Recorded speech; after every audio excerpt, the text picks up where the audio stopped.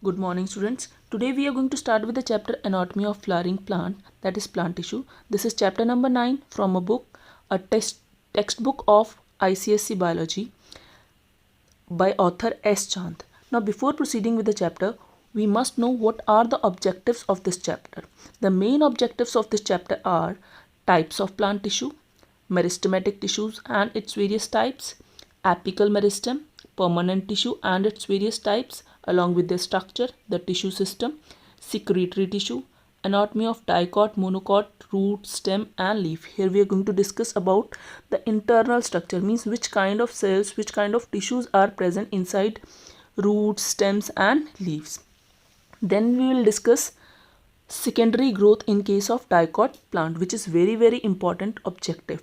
Next is wood as a raw material, and the last one is what is the importance of studying anatomy. These are the objectives of full chapter. Now the objectives of the chapter that we are going to cover today will be types of plant tissue, meristematic tissue and its types, apical meristem. Now take out your books and open page number 327. Now first of all, we must understand what is anatomy. Anatomy is actually the study of internal structure of an organism, that is to study the arrangement of kinds of cells and tissues present inside an organism. So here we are going to study about the internal structure of plant, that is which kinds of tissues are present in plant, what arrangement is there in plant. Now first of all we will discuss what is tissue.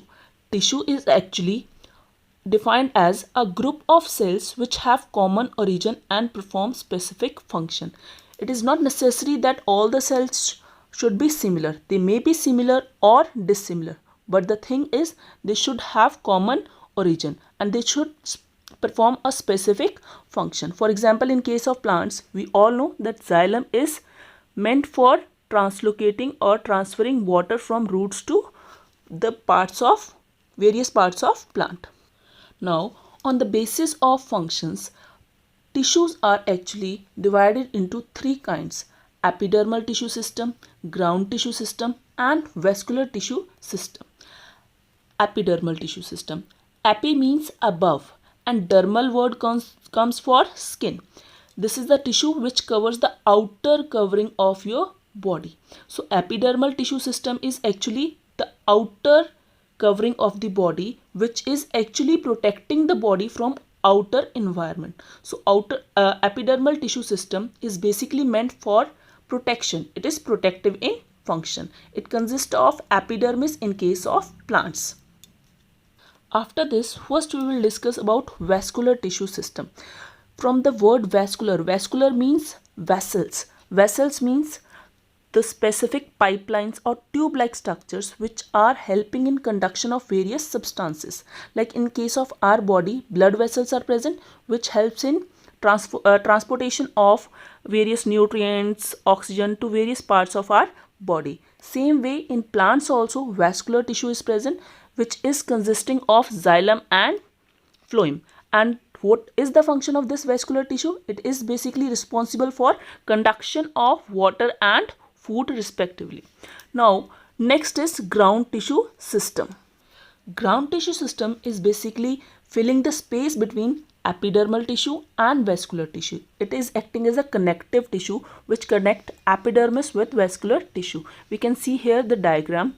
The part which I have drawn with pencil, this the outer covering, it is forming epidermal tissue which consists of epidermis. Next, the part which is drawn with red color in the center, these bundles, these are vascular bundles which consist of vascular tissue system. Now here xylem is present and the outer side phloem is present. And the part which I have drawn with pen, this part, it is wholly consisting of ground tissue. It is further having three kinds of cells: parenchyma, collenchyma and sclerenchyma, which we will discuss in details in next few videos. Now take out your book, come to the page number 327. Here you can see here tissue. Tissue is defined as a group of cells specialized for a particular function or a set of similar function. Basically these are of three types: epidermal tissue system, ground tissue system and vascular tissue system. Function of epidermal tissue system is protective, and it is including epidermis. Ground tissue system forms ground tissue, and it includes parenchyma, collenchyma and sclerenchyma. Vascular tissue system is responsible for conduction of water and food, and it includes xylem and phloem. Now we will discuss about the types of plant tissue. Basically, plant tissue is divided into two types, meristematic tissue and permanent tissue, on the basis of their ability to divide. Meristematic tissues are actively dividing cells, and permanent tissue consists of the cells which have lost their ability to divide, or they are incapable of division. Meristematic tissues consisting of undifferentiated cells. Undifferentiated cells means they have not attained any specific function. The only function of these kind of cells are to divide and form various parts of plant. Permanent tissue, it consists of differentiated cells. Differentiated cells are the cells which have lost their ability to divide and they have attained their specific function. Now, meristematic tissue, on the basis of their location, they are further classified into three types: apical, lateral and intercalary. And permanent tissue is further divided into two types: simple tissue and complex tissue. Actually, meristematic tissue have dense cytoplasm, and if we talk about permanent tissue, they have large vacuole. Cytoplasm is present in the form of thin layer around these cells. Meristematic tissue is always consisting of living cells. Permanent tissue may consist of living as well as dead cells. They don't have a specific function, only their function is to divide. Permanent cells have lost their ability to divide, so they are specifically doing a specific function in plant. Apical tissue, it is, from word it is very clear. Apical means at the tips. So this is the tissue which is present at the tips of roots and shoots. Lateral meristem is present parallel to the long axis, and intercalary meristem is present at the base of leaves and internodes, or at the base of nodes and internodes. Apical tissue helps in the growth of plant lengthwise. Lateral tissue helps to increase the girth of plant, and intercalary tissue is basically meant to increase the size of stems. Simple tissue is the kind of permanent tissue which is only having a single kind of cells. Complex tissue is a kind of permanent tissue which is having different kinds of cells. Simple tissue, they are further classified into three types: parenchyma, collenchyma and sclerenchyma. Parenchyma cells are living cells which is having lots of intercellular spaces. Their cell wall is thin. Collenchyma cells also consist of living cells with cell wall thickened at corner. These cells are actually giving strength to the plant. Then comes sclerenchyma cells. These are dead cells which with thick cell wall due to the formation of lignin, or due to the deposition of lignin on their cell wall. There is no intercellular space, and in parenchyma number of intercellular spaces are present. Then complex tissue is further divided into two types: xylem and phloem. Function of xylem is to translocate or to transport water from roots to various parts of plant, and the function of phloem is to translocate prepared food from leaves to different parts of plant. Now rest of the topic we'll discuss in next video. Till then, goodbye. Good morning students. This video is in continuity with the day 1 of the chapter Anatomy of Flowering Plant, that is plant tissue, under the topic meristematic tissue. The learning objectives will be: what is meristematic tissue and what are the various types of meristematic tissue. Page number 329 till 331. Now take out your books and come to the page number 329. Now in previous video we people have discussed that plant tissue is basically divided into two types: meristematic tissue and permanent tissue. In this video we will be discussing in detail about meristematic tissue. Now this meristematic word comes from a Greek word called as meristos, which means to divide. These cells keep on dividing and help in increase in length and girth of plant. They have not attained any specific function and are always living. They mature and differentiate to form other types of tissues. We talk about the structural feature of these meristematic cells. Meristematic cells are small in size. They are living. They are having thin wall without any intercellular space. As the cells are compactly packed so as to exchange the nutrients easily. The cells are immature and undifferentiated. Why the cells are immature and undifferentiated? Because they don't have any specific function. Their only function is to divide and form other plant tissues, and they're capable of dividing actively throughout the life of plant. Due to the presence of this meristem only, plants grows throughout their life. The cells are having very large nucleus and very few vacuoles. Now the question arises, why the meristematic cells are having very large nucleus with dense cytoplasm? This is because they are continuously dividing, so their rate of respiration is very high, and biosynthetic activity is also very high.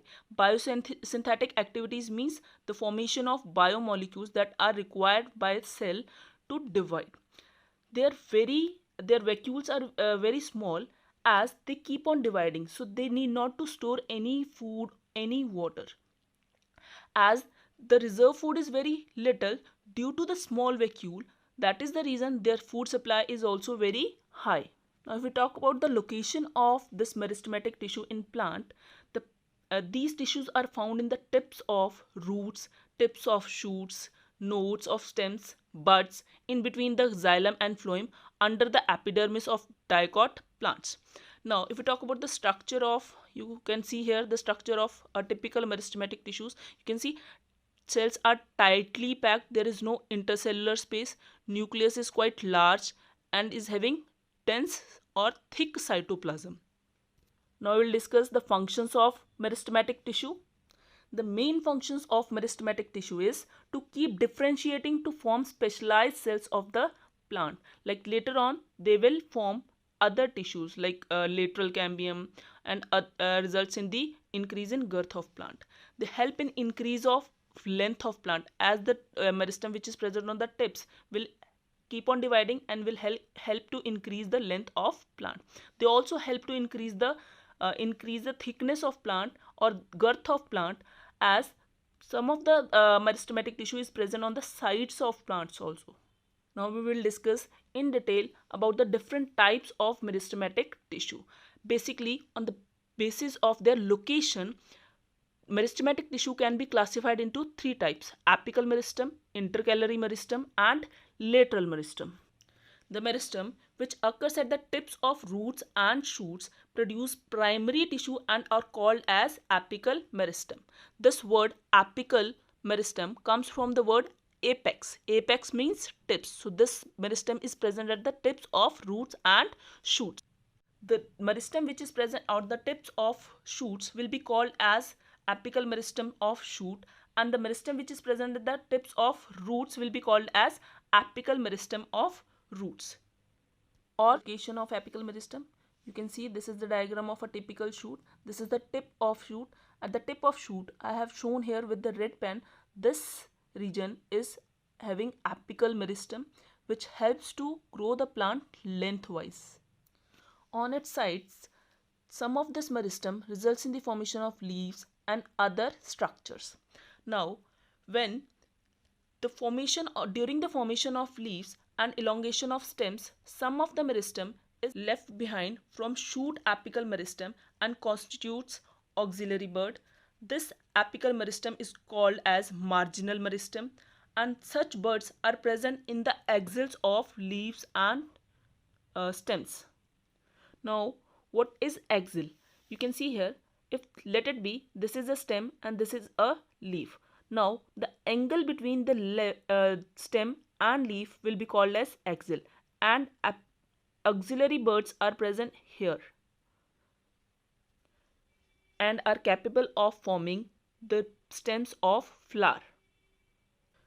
Now you can see here when the apical meristem was going up, some of the meristem was left here.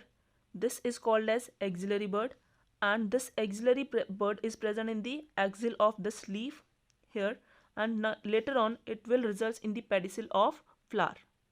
Now next is intercalary meristem. Inter means in between, calary means mature. Intercalary meristem is the meristem which is present in between the mature tissues. It is usually present at the base of nodes and internodes. You can see here, this is the node. At the base of node here, this is the region where intercalary meristem is present. You might have seen in case of grasses and usually monocots, after grazing by herbivores, the removed part can be regenerated, though they don't have any apical meristem. It is due to the presence of intercalary meristem. Due to the presence of this intercalary meristem only, grass or the other plants which are grazed by herbivores are capable of replacing their lost tissue. Now, apical meristem and intercalary meristem, both, they are primary meristem. Now why they are called as primary meristem? Because they appears early in the life of plant and contribute to the formation of primary plant body. Now what is this primary plant body? Primary plant body means actually they are helping in increase in length of plant, and when a plant starts growing, it usually shows lengthwise growth first. Now the third type is lateral meristem. From this word lateral means sides. Actually this meristem is present on the sides of stems. That is the reason it is called as lateral meristem. Actually this meristem is that meristem which occurs in between the mature regions of roots and shoots of many plants, particularly those that produce woody axes, and appears later than primary meristem. That is the reason it is also called as secondary meristem or secondary lateral meristem. They are also called as cylindrical meristem as it runs parallel to the central axis of the plant and it is present on the sides. They are responsible for secondary growth and produce secondary tissue. Now what is the secondary growth? The formation of wood is called as secondary growth, and it is due to the presence of cambium, which appears during the later life of plant. Now we will discuss the difference between apical meristem, lateral meristem and intercalary meristem on the basis of location, function and what product they are going to form. We talk about apical meristem. It is present on the tips of roots and shoots of axillary bud, already discussed.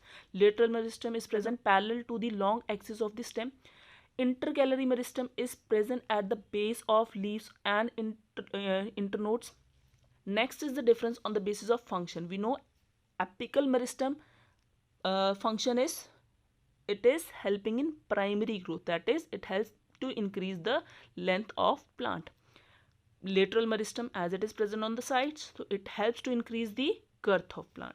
And intercalary meristem, it is also helping in primary growth, that is to increase the length of plant as well as the length of stems, leaves, flowers, etc.